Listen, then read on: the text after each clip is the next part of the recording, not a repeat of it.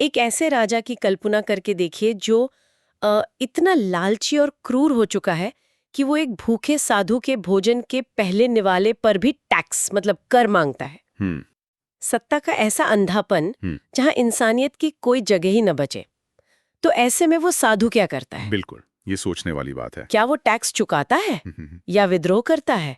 नहीं, वो जीवन भर के लिए अन्न और जल का त्याग कर देता है। सुनने में शायद ये एक हार लग सकती है, लेकिन असल में ये एक ऐसा कदम है जो पूरी सत्ता की नींव हिला देता है। और यही वो बिंदु है जहां ये स्रोत हमें रुककर सोचने पर मजबूर कर देता है। मतलब ये कोई साधारण कहानी नहीं है। हाँ, आज की हमारी इस गहरी चर्चा में हम जिस स्रोत पर बात कर रहे हैं ना, वो आचार्य श्री विद्यासागर नामक यूट्यूब चैनल से लिया गया एक ट्रांसक्रिप्ट है। इसमें आचार्य श्री विद्यासागर जी महाराज के प्रवचन के अंश हैं। जो शुरुआत में शायद किसी को भी सिर्फ एक धार्मिक उपदेश लग सकता है, बिल्कुल। लेकिन अगर इसके भीतर गहराई से झांकें तो ये आत्मनियंत्रण और मानव मन की सबसे क्रांतिकारी सोच का एक बहुत ही स्पष्ट खाका है। बिल्कुल सही कहा आपने। और आज जब हम इस प्राचीन ज्ञान के पन्नों को पलट रहे हैं तो हमारा मिशन बहुत साफ है। हमें असल में ये डिकोड करना है कि मानव होने का वास्तविक अर्थ क्या है। हाँ। परोपकार और कर्तव्य के वो कौन से गहरे सिद्धांत हैं जिन्हें आज की ये तेज रफ्तार दुनिया शायद कहीं बहुत पीछे छोड़ आई है। आज जहां हर इंसान बस एक अंधी दौड़ का हिस्सा बन चुका है ना, ये स्रोत हमें रुककर ये पूछने पर मजबूर करता है कि हम आखिर भाग किस दिशा में रहे हैं। इस सवाल का जवाब तलाशने के लिए स्रोत की शुरुआत प्रकृति के एक बहुत ही बुनियादी स्वभाव से होती है, जो पूरी तरह से देने पर आधारित है। अच्छा। हाँ, इसमें एक पुरानी संस्कृत काव्य का जिक्र आता है। प्रकृति में हर चीज परोपकार के लिए काम कर रही है। जैसे कि उदाहरण के लिए गाय को ही लें। वो रूखा सूखा चारा खाती है, लेकिन बदले में जो दूध देती है उसे स्रोत में अमृत के समान बताया गया है। वो अपना दूध खुद कभी नहीं पीती। ये तो है। इसी तरह नदियां सैकड़ों मील का सफर तय करती हैं, लेकिन अपना मीठा पानी दूसरों की प्यास बुझाने के लिए लाती हैं। पेड़ चिलचिलाती धूप में तपते हैं, लेकिन दूसरों को छांव और मीठे फल देते हैं। ठीक है, आइए इसे थोड़ा विस्तार से समझते हैं, क्योंकि प्रकृति के इस उदाहरण के ठीक बाद ना स्रोत में एक बहुत ही तीखा विरोधाभास सामने आता है। बिल्कुल। एक तरफ प्रकृति है जिसका मूल स्वभाव ही परोपकार है, और दूसरी तरफ आज का आधुनिक इंसान है। स्रोत में एक बहुत ही कड़वी सच्चाई बताई गई है कि आज का इंसान किस तरह अपने ही समाज, यहाँ तक कि अपने परिवार पर भी भरोसा खो चुका है। हाँ, वो भरोसा बिल्कुल खत्म हो गया है। लोग अपनी सारी संपत्ति और संसाधन विदेशी बैंकों में छिपाकर रखते हैं, सिर्फ एक नंबर की हिफाजत करने के लिए। ये मनोविज्ञान के नजरिए से बहुत ही दिलचस्प है। जब समाज से भरोसा उड़ जाता है ना, तो इंसान बहुत असुरक्षित महसूस करने लगता है। विदेशी बैंकों में रखा वो पैसा सिर्फ एक आर्थिक फैसला नहीं है, वो एक डर है ना? बिल्कुल, वो एक तरह का डर है। स्रोत इशारा करता है कि लोग उस डिजिटल नंबर को ही अपनी सबसे बड़ी उपलब्धि और सुरक्षा मान बैठते हैं। वो उसे तिजोरियों में, पासवर्ड्स में बंद कर देते हैं, और इस पूरी प्रक्रिया में जो इंसान का मूल स्वभाव है, जो उस पेड़ या नदी की तरह देने का स्वभाव होना चाहिए, हाँ, उसे वो पूरी तरह भूल जाता है। तो ये पैसे का संचय नहीं है, बल्कि डर का संचय है। ये बात इतनी सटीक है कि मुझे यहाँ स्रोत के विचार पर आधारित एक एनालॉजी जोड़ने का मन कर रहा है। सोचिए कि ये जो इंसानी शरीर है ना, ये एक किराए के मकान की तरह है। दिलचस्प है। हम जब कोई मकान किराए पर लेते हैं तो उसका एक निश्चित किराया चुकाते हैं, है ना? स्रोत साफ कहता है कि ये शरीर असल में समाज और राष्ट्र की संपदा है। तो हम जो खाना खाते हैं, स्रोत ने जिसे बड़ी सादगी से आधा पाव आटा कहा है, हाँ। वो सिर्फ इस शरीर रूपी मकान का किराया या भाड़ा है। ये तुलना बहुत ही गहरी है। मतलब किराए का मकान और उसका असली मालिक। हाँ, और दिक्कत ये है कि हम उस किराए के मकान को ही अपनी जागीर समझ बैठते हैं। वो भोजन, वो आधा पाव आटा इसलिए नहीं है कि हम इस मकान के भीतर बैठकर विदेशी बैंकों के नंबर गिनते रहें या इसे महलों की तरह सजाते रहें। बिल्कुल सही। वो सिर्फ एक किराया है ताकि ये शरीर रूपी मकान खड़ा रहे और इसके भीतर रहने वाली जो चेतना है वो किसी बड़े उद्देश्य के लिए, समाज के लिए कुछ निर्माण कर सके। अगर हम पूरी जिंदगी सिर्फ किराए के मकान को सजाने में निकाल देंगे तो ये बहुत बड़ा घाटा है। शरीर के सुख या अपना वेतन, मतलब अपनी सैलरी बढ़ाने के पीछे भागते ना, वो कभी वतन मतलब अपने राष्ट्र और समाज की तरफ। हाँ, अपने राष्ट्र और अपने व्यापक कर्तव्य की ओर वो देख ही नहीं पाते। तन और चेतन का यही सबसे बड़ा फर्क है। तन यानी ये शरीर एक दिन खत्म हो जाएगा, लेकिन जो चेतन है, जो चेतना है, वो अमर रहती है। स्रोत याद दिलाता है कि भारत को विश्वगुरु इसलिए कहा जाता है क्योंकि इस भूमि पर हमेशा से शरीर की नहीं बल्कि उस अमर चेतना की उपासना होती आई है। लेकिन रुको, अगर हम इस किराए के शरीर वाले विचार को ही थोड़ा और आगे ले जाएं, तो एक बहुत बड़ा सवाल खड़ा होता है। वो क्या? हम कह रहे हैं कि ये शरीर किसी बड़े उद्देश्य या धर्म की रक्षा के लिए मिला है, लेकिन क्या हो जब उस उद्देश्य के रास्ते में हमारे अपने ही लोग खड़े हो जाए? और यहाँ स्रोत महाभारत के गुरु द्रोणाचार्य और अर्जुन का एक बहुत ही शक्तिशाली दृष्टांत सामने लाता है। ये दृष्टांत पूरे दर्शन को एक नई दिशा दे देता है। देखिए, द्रोणाचार्य कोई साधारण व्यक्ति नहीं थे, वो गुरु थे। बिल्कुल। उन्होंने ही अर्जुन को धनुर्विद्या सिखाई थी, उसे सर्वश्रेष्ठ धनुर्धर बनाया था। सामान्य नियम तो यही कहता है ना कि शिष्य को गुरु के सामने हमेशा नतमस्तक होना चाहिए। लेकिन महाभारत के युद्ध में क्या होता है? वो अपने गुरु के खिलाफ लड़ता है। हाँ, जब गुरु अपना गौरव खो देते हैं, जब वो सही मार्ग और धर्म से भटककर अधर्म के पक्ष में खड़े हो जाते हैं, तो अर्जुन जैसा आज्ञाकारी शिष्य उनके खिलाफ हथियार उठाने से भी पीछे नहीं हटता। अर्जुन अपने ही गुरु को धराशायी कर देता है। मुझे यहाँ थोड़ी उलझन हो रही है और मुझे लगता है कि ये बात परंपरा के बिल्कुल खिलाफ जाती है। अच्छा? बचपन से तो यही सिखाया जाता है ना कि गुरु सर्वोच्च है, गुरु की आंख बंद करके बात माननी चाहिए। एक तरह से अंधभक्ति सिखाई जाती है। फिर स्रोत इस विद्रोह को, मतलब अर्जुन के अपने ही गुरु को मारने के कृत्य को सही कैसे ठहरा सकता है? यहाँ सबसे आकर्षक बात यह है कि निष्ठा की परिभाषा क्या है। निष्ठा या वफादारी सिर्फ किसी हाड़ मांस के व्यक्ति विशेष के प्रति नहीं होती। वफादारी मूल्यों, सिद्धांतों और धर्म के प्रति होती है। स्रोत बहुत गहराई से यह समझाता है कि विद्या, चाहे वो शस्त्र विद्या हो या कोई और ज्ञान, इस शर्त पर दी गई थी कि उसका उपयोग धर्म की रक्षा के लिए होगा। यानी ज्ञान का उद्देश्य उस व्यक्ति से बड़ा है जिसने वो ज्ञान दिया। बिल्कुल। जब गुरु स्वयं उस धर्म का उल्लंघन कर दे, तो शिष्य का ये नैतिक कर्तव्य बन जाता है कि वो उस व्यक्ति की नहीं बल्कि उन मूल्यों की रक्षा करे जिनके लिए वो विद्या सीखी गई थी। ये तो बहुत तार्किक बात है। इसी वैचारिक मजबूती को स्रोत में रघुकुल के संकल्प से जोड़ा गया है, प्राण जाएं पर वचन न जाए। इसका मतलब यही है कि किसी भी इंसान, रिश्ते या पद से ज्यादा अहमियत उन उसूलों की है जो समाज को सही दिशा में ले जाते हैं। ये एक बहुत ही स्पष्ट नजरिया है, व्यक्ति से ऊपर विचार और सत्य को रखना। और इसी उसूलों के लिए खड़े होने की बात से हम उस कहानी की ओर मुड़ते हैं जिसका जिक्र मैंने बिल्कुल शुरुआत में किया था, वो राजा और साधु वाली कहानी। हाँ, अर्जुन ने तो फिर भी एक गुरु के खिलाफ हथियार उठाया था, लेकिन क्या हो जब पूरी की पूरी व्यवस्था, पूरा का पूरा राज्य ही भ्रष्ट हो जाए? स्रोत में एक ऐसे राजा का जिक्र है जो पूरी तरह से अनैतिक हो चुका है। उसे अपनी प्रजा की भलाई से कोई मतलब नहीं है, उसे सिर्फ और सिर्फ पैसा चाहिए। बिल्कुल। वो चाहता है कि राज्य में हर एक चीज पर टैक्स लगे। वो राजा इतना अंधा हो चुका है कि वो अपने मंत्रियों को आदेश देता है कि राज्य में सांस लेने वाला कोई भी इंसान ऐसा नहीं बचना चाहिए जो टैक्स न दे। भयानक है। ये व्यवस्था का सबसे क्रूर रूप है, जहां सत्ता नागरिकों को सिर्फ एक संसाधन मान लेती है। फिर इस कहानी में उस साधु का प्रवेश होता है। वो साधु अपनी आहारचर्या यानी भिक्षा के लिए निकलता है। वो किसी श्रावक के घर जाता है जो पूरी श्रद्धा से अतिथि सत्कार कर रहा होता है। और तभी राजा के कारिंदे वहां पहुंच जाते हैं। वो कहते हैं कि साधु जो भोजन लेने वाला है उस पहले ग्रास पर भी टैक्स लगेगा। हाँ। तो साधु उस भोजन को वहीं छोड़ देता है।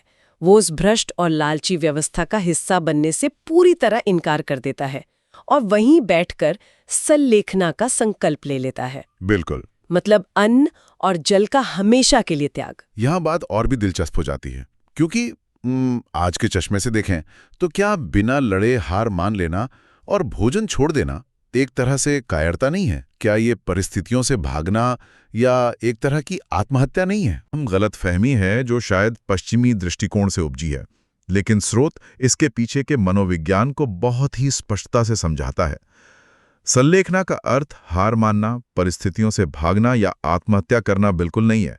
अच्छा। आत्महत्या तो निराशा और अवसाद में की जाती है, लेकिन सल्लेखना को कायरता नहीं बल्कि मृत्युंजय बनना कहा गया है, यानी मृत्यु पर विजय प्राप्त करना। मृत्यु को जीतना, वो कैसे? स्रोत के अनुसार ये एक बहुत ही वीर प्रतिज्ञा है। जब साधु देखता है कि राज्य उसके शरीर के पोषण पर नियंत्रण करना चाहता है, तो वो ये संदेश देता है कि सत्ता केवल भौतिक चीजों पर हावी हो सकती है, उसकी चेतना पर नहीं।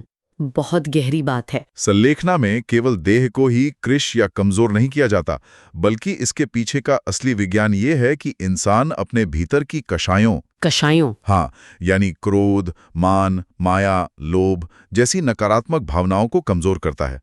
ये सत्ता के सामने घुटने टेकने के बजाय अपनी शर्तों पर दुनिया से विदा लेने का सबसे ऊंचा स्तर है। तो ये बात वापस उस किराए के मकान वाली एनालॉजी से जुड़ जाती है। जब कोई देखता है कि आसपास की व्यवस्था इतनी भ्रष्ट हो चुकी है कि वो सत्य और उसूलों को नष्ट कर रही है और उस मकान में रहना अब सिद्धांतों के खिलाफ है, तो वो उस मकान को खाली कर देता है। बिल्कुल। उस भ्रष्ट व्यवस्था के सामने झुकने के बजाय अपनी शर्तों पर उस किराए के मकान को खाली करने का फैसला, ये संस्कृति और धर्म की रक्षा के लिए लिया गया एक चरम संकल्प है। ये कोई मजबूरी नहीं, बल्कि एक चुनाव है। 100%।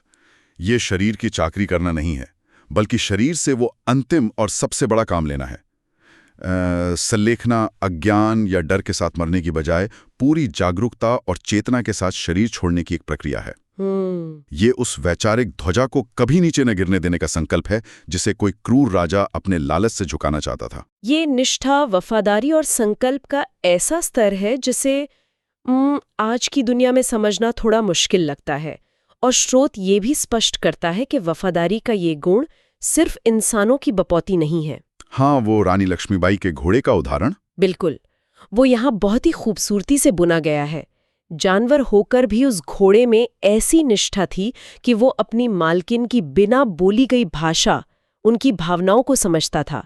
वो युद्ध के मैदान में हवा की तरह भागता था, लेकिन रास्ते में कभी धोखा नहीं देता था, कभी उन्हें गिरने नहीं देता था। वो जानवरों के भीतर मौजूद कृतज्ञता और बिना शर्त वफादारी का प्रतीक है। और जब हम वफादारी और युद्ध की बात कर रहे हैं ना, तो स्रोत पुराने समय के धर्म युद्ध और आज के युद्ध के तरीकों में एक बहुत ही साफ और गहरा अंतर दिखाता है। यहाँ एक बात स्पष्ट करना बहुत जरूरी है। हम यहाँ स्रोत में दिए गए विचारों का सिर्फ विश्लेषण कर रहे हैं, किसी विशेष विचारधारा का समर्थन नहीं कर रहे हैं। हमारा मकसद सिर्फ ये समझना है कि स्रोत इन बातों को किस तरह पेश करता है। बिल्कुल। तो स्रोत प्राचीन और आधुनिक युद्ध को कैसे देखता है? स्रोत का दावा है कि प्राचीन काल में जो धर्म युद्ध होते थे वो दिन के उजाले में लड़े जाते थे। उनके कुछ कड़े नियम होते थे, जैसे निहत्थे परवार न करना या सूर्यास्त के बाद युद्ध रोक देना। एक अनुशासन था। हाँ, उनमें कोई छल कपट नहीं होता था। वो पुरुषार्थ और उसूलों के साथ लड़े जाते थे। इसके विपरीत स्रोत आधुनिक पश्चिमी युद्ध शैली की आलोचना करता है। स्रोत का मानना है कि आजकल जो युद्ध रात के अंधेरे में छुपकर या धोखे से लड़े जाते हैं, वो क्षत्रिय धर्म या असली शूरवीरता के खिलाफ है।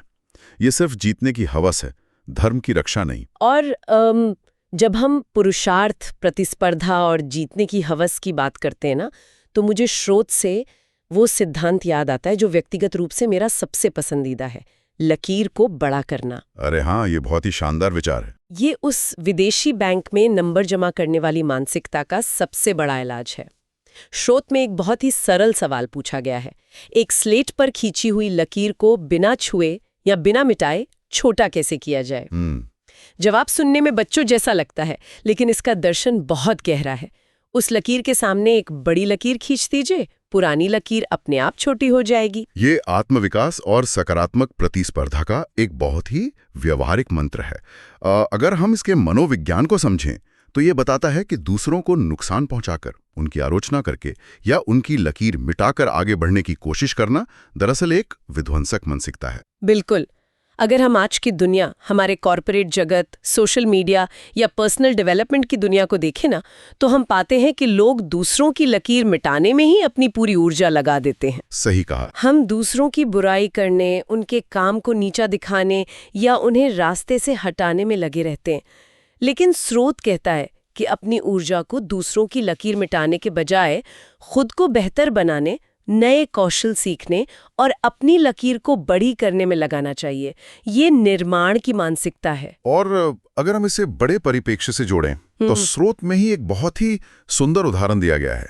हाँ, वो इंडिया गेट वाला। हाँ, किसी ने गुरुजी से कहा कि इतिहास के पुराने प्रतीकों जैसे इंडिया गेट को गिरा दिया जाना चाहिए क्योंकि वो गुलामी का प्रतीक है। लेकिन गुरुजी का जो जवाब था वो इसी बड़ी लकीर वाले सिद्धांत का जीता जागता प्रमाण है। उन्होंने कहा कि उसे गिराने या मिटाने के बजाय उसके ठीक सामने एक ऐसा भारत द्वार बनाया जाए जो उससे भी ऊंचा हो, जो आसमान को छूता हो, जो भारत की तेज, स्वाभिमान और भविष्य का प्रतीक हो। अरे वाह, ये दूसरों की पहचान मिटाने के बजाय अपनी खुद की एक विशाल और सकारात्मक पहचान बनाने का सबसे बड़ा उदाहरण है। अगर ये एक मंत्र जीवन में उतर जाए ना, तो बिना किसी की हानि किए, बिना किसी से नफरत किए भी जीवन में विजय प्राप्त की जा सकती है। बिल्कुल। और अब जब हम इस पूरी चर्चा के सारे पन्नों को एक साथ रखकर देखते हैं, तो स्रोत का मुख्य संदेश एक बहुत ही स्पष्ट रेखा के रूप में उभर कर सामने आता है। ये पूरा प्रवचन, ये सारी कहानियां, वो किराए का मकान हो, अर्जुन का विद्रोह हो, या फिर साधु की सल्लेखना हो, या बड़ी लकीर खींचना हो, ये सब एक यात्रा के मील के पत्थर हैं। और ये यात्रा है मनुज से मानव बनने की। स्रोत इन दो शब्दों के बीच का अंतर बहुत ही गहराई से समझाता है। मनुज वो है जो मनुष्य से उत्पन्न हुआ है, यानी जैविक रूप से एक इंसान। हर कोई जन्म से मनुजी होता है। लेकिन मानव हर कोई नहीं होता। मानव वो बनता है जिसके भीतर उच्च संस्कार होते हैं, जिसमें प्रकृति जैसा परोपकार होता है, जो विदेशी बैंकों के बजाय समाज पर भरोसा करता है और जो उसूलों के लिए लड़ सकता है। और सबसे खास बात यह है कि ये यात्रा कुछ और बनने की नहीं है। स्रोत बहुत ही विनम्रता से कहता है कि हमें दानव तो बिल्कुल नहीं बनना है, लेकिन हमें देव यानी भगवान बनने की भी कोई लालसा नहीं है। ये बहुत महत्वपूर्ण बात है। स्वर्ग की कामना करने या भगवान बनने की दौड़ में शामिल होने के बजाय इसी धरती को अपने कर्मों से, अपने तप से महान बनाने का विचार ही भारत की मूल पहचान है। लक्ष्य सिर्फ एक महान इंसान बनना है। तो इस सब का असल में क्या मतलब है? ये ज्ञान सिर्फ सुनकर वाहवाह करने के लिए नहीं है। ये उन उसूलों को अपने दिन प्रतिदिन के जीवन में उतारने के लिए है। बिल्कुल सही कहा। ये उस बड़ी लकीर को खींचने की शुरुआत करने के लिए है, ताकि जब ये किराए का मकान खाली करने का वक्त आए ना, तो कोई पछतावा ना हो। और ये याद रखने के लिए है कि सफलता कभी भी बैंक अकाउंट के गणितीय नंबरों में नहीं होती, बल्कि हमारे संस्कारों में और हमारे द्वारा इस समाज पर छोड़े गए सकारात्मक प्रभाव में होती है। बिल्कुल सही। और इस चर्चा को समाप्त करते हुए एक विचार है जो मेरे जहन में बार बार आ रहा है।